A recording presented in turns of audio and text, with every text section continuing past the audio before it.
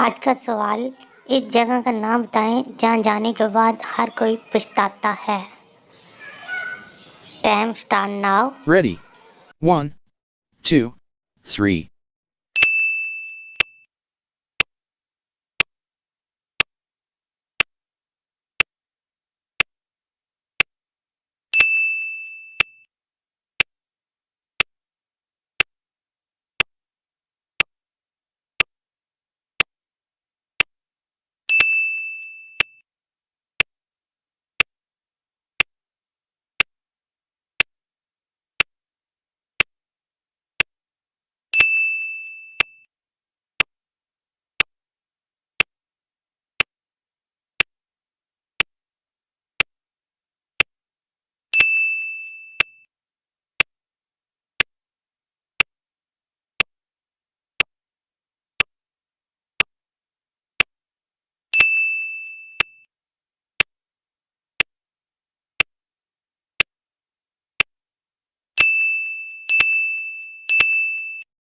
जवाब है कब्रिस्तान।